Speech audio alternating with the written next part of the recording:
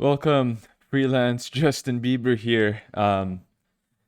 It's been a while since I made a video, and that's because I've been traveling throughout the country. I just returned home yesterday, and more videos are going to be coming soon, so don't worry about that.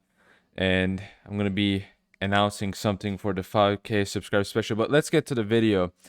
Today, I want to talk about what distinguishes traditionalism from modernism in the philosophical sense. I mean, we have heard for many years now about the evils of modernism and why it's bad, but I feel like this kind of key detail has not been discussed yet. What makes modernism so bad, right? Is it just because it's new? Why is it good to maintain traditions? What's the point of tradition, right? That's a huge thing. I feel like a lot of people don't understand what the point of a tradition is. They just believe in tradition for tradition's sake, and that's actually very antithetical to tradition itself. No one who was part of the tradition that a lot of people kind of talk about, revere so much, none of them defended tradition for the sake of tradition. For them, this kind of an idea will be preposterous. So, in short, I want to kind of get into the meat of this issue right now. What is traditionalism? What is modernism? Well, we can already kind of guess and understand some distinctions between the two. Modernism is about, as I said before, is about something new. Tradition is about keeping and maintaining the old ways. And it is about what when we're talking about tradition, modernism, and these concepts, they are things patterned after truth, right? What is ultimate truth? What is reality?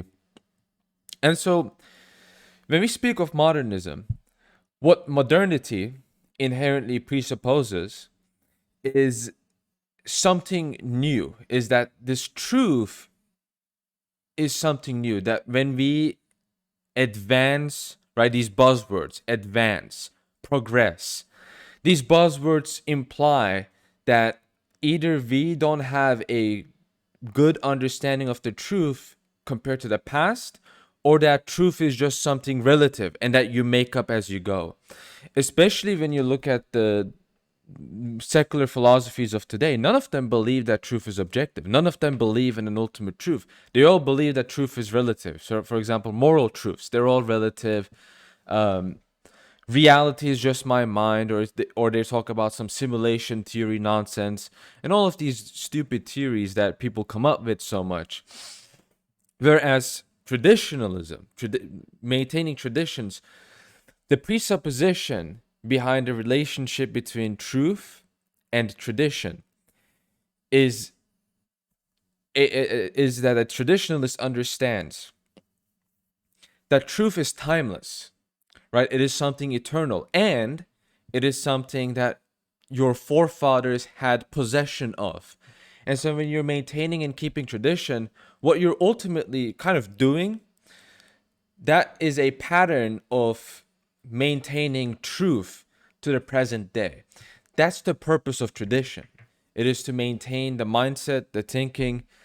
Again, you can apply this to even to culture. You can apply this to philosophies, right? For example, in the example of Orthodox Christianity, we will say as Christians that we maintain the truth since the creation of the world, in a sense, right? Starting from Adam and Eve on to the way to the prophets, and then the apostles, Christ himself, the apostles, the church fathers, the apostolic succession and so forth. So when we make all of these arguments, what we're kind of saying is that these people had the truth. These men had the truth.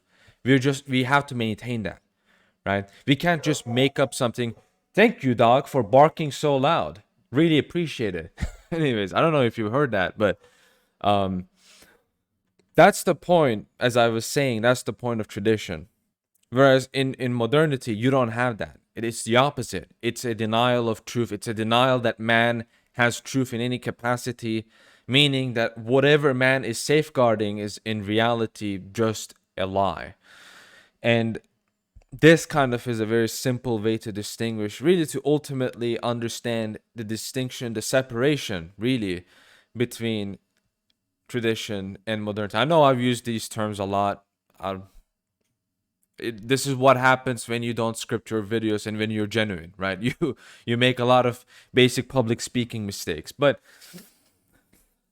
before I finish this video, I want to kind of also show you why you can prove that tradition is the necessary mindset and move that men should have. Uh, and why modernism is wrong, right? Modernism isn't just wrong because, oh, look at this.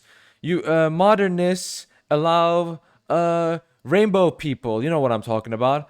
They're return to tradition, right? Oh, look at this woman in a wet field in a farm. Oh, she's got a skirt on and a see-through dress. Oh, that's so traditional. We have to go beyond that. Okay, we have to go beyond the stupid low IQ propaganda. That's really, I mean, I could do that. I could do that propaganda, and I could easily get views that will eclipse 5 digits, 6 digits, right? Easily, if I just shield that kind of, it's easy to do that. But what's not easy is to explain why these things matter. So again, the fundamental presupposition behind modernism is that there is no ultimate truth. Everything is relative. Everything is just subjective.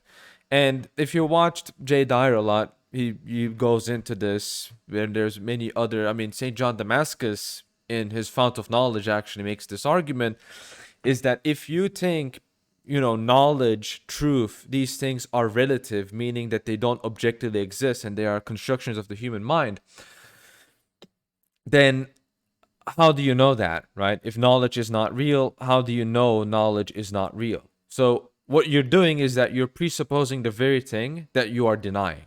It's the same move with denying logic. How are you going to deny logic without using logic? Well, if you can say, I mean, you have to use logic to really consistent deny logic, except it's not consistent, it's inconsistent. It's the same thing with truth. There is no truth. Ultimate truth doesn't exist. Is that true? No, it isn't. Do you understand how stupid this view is? These relativistic modernistic views are. But whenever you're dealing with someone who's trying to bring something new into whatever to so that it can fit with the spirit of the age, which is just a very cool way and a very spiritual way of saying what stupid normies believe. If you want to fit, bring in something new so that you can appease to low IQ normies, then you're a modernist, right? And you deny truth.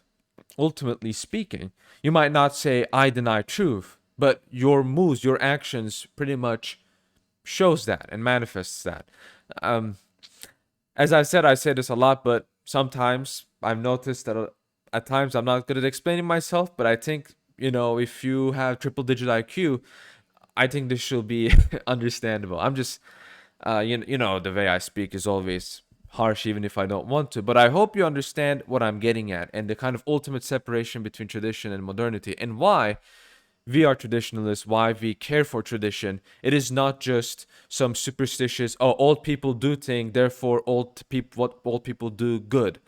There's a lot more into it. And maybe in a future video, we can go more in detail about the kind of practical usages of tradition, which some people call this the Lindy effect. You might know what I'm talking about already.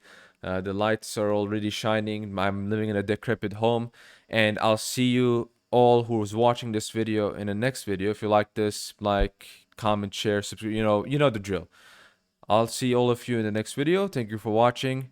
May God be with you all. As I said before, I will see all of you in the next video. Goodbye.